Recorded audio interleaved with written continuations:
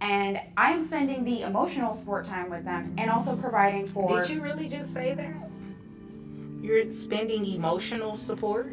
Today, we're diving into the case of Mr. Taylor, who took his wife Sam to court, demanding that she pay child support. Okay, so Sam and I split up a while back, but 2 months ago she moved out and left me with our darling children. I have an 11-year-old named Emma. Okay. And my 6-year-old boy is Braxton. And my 2 kids live with me. She's been out of the house for 2 months. I'm seeking 2 months of back child support and child support. Some people treat parenthood like a subscription, thinking they can cancel anytime and walk away whenever it gets inconvenient.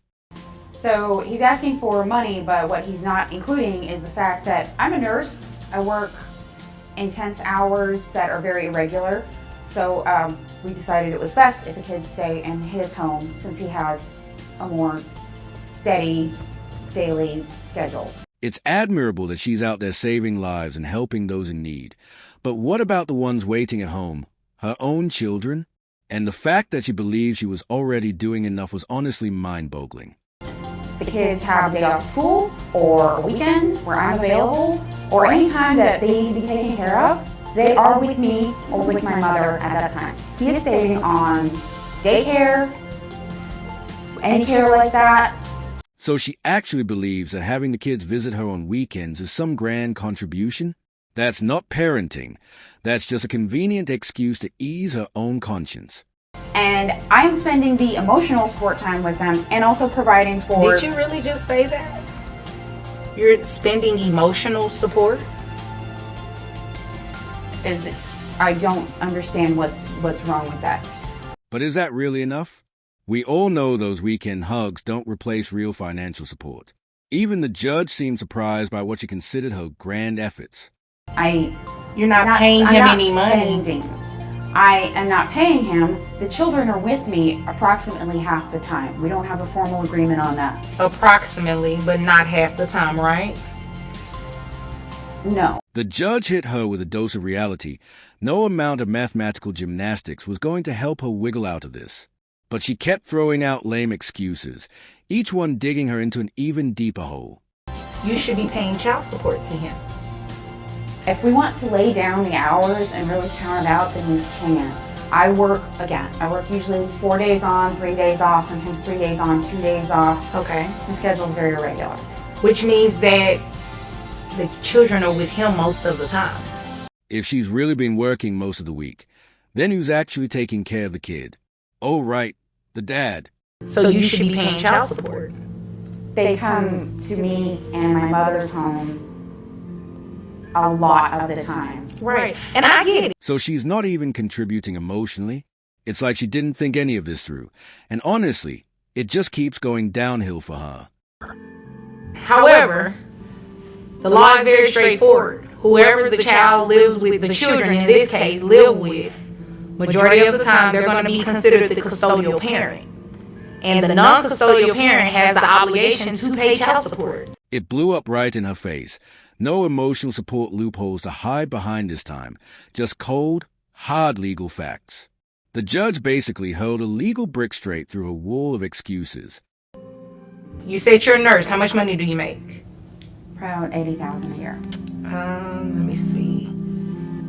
Okay, yeah, I see your check stubs here. And how much do you make? $125,000 a year. Both parents could have given their kids the best opportunities if they had just cooperated.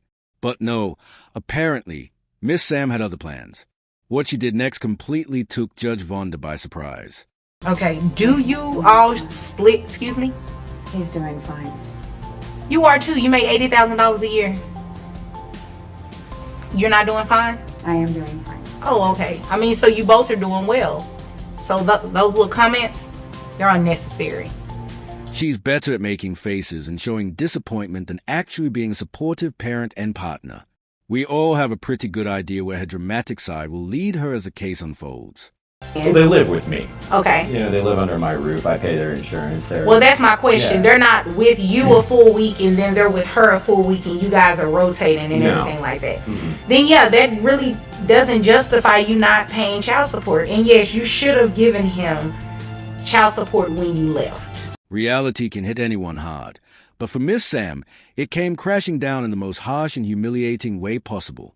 You had the obligation to do that. When you were no longer living with the children and you left them to live with him, you owe them child support. So Exactly. That's the whole point.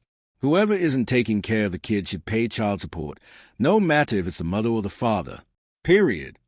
you are going to be paying child support starting today, and you also are going to give him back 2 months worth of back pay.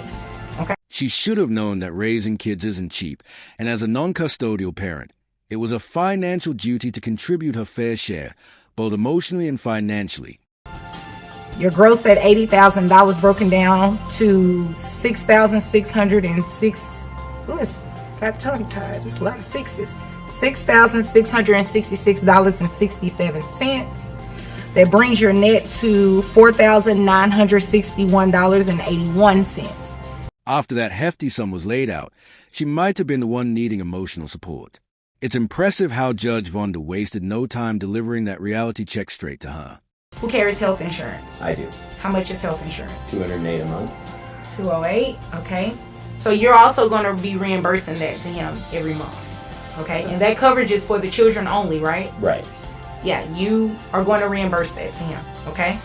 Not sure if she was skipping payment to save money or for some other reason, but the judge didn't care one bit. All that mattered was that she had been dodging the responsibility she should have been handling all along. So your child support amount is $1,240.45 plus the $208 for the health insurance, $1,448.45. The decision hit the woman like a ton of bricks, and her shocked expression said it all. Too bad those faces weren't going to save her. Judge Vonda just kept digging the grave of her financial responsibility deeper and deeper with every ruling. Back pay, you're just going to pay that out monthly, adding in, I'd say about $50 a month added into that as well. Glad Judge Vonda didn't forget to hit her with back pay, a sharp knife twisting right into her vest of excuses, just like the cherry on top. You know, you can pay the full amount. I mean, if you want to, it's about $2,480. You can pay it in one lump sum if you want to. Pay it out over like $50. When the court starts handing you installment plans like you're buying a couch at a furniture store, you know you've been one heck of a slacker. But, I mean, that's the lowest that it can go. But yeah, I'm not asking for the monthly amount to be lower. I understand that. Okay. We can take care of it however you'd agree. Okay. She didn't look happy one bit. If she could have shot lasers from her eyes, Judge Vonda would have been the first target. My man really dodged a bullet, but sadly, she just fell headfirst into the grave she dug for her husband. So, do you all have any other issues or anything needing addressing today? No, Oh, man. yeah. Okay. Well, if there's nothing further, you all are dismissed. Thank you. You're welcome. Thank you. Knock, knock. That's the sound of accountability showing up at the door. This hearing proved one thing. No matter how far you run from your responsibilities, you can't escape the bill. So pick your struggle and own it like a boss.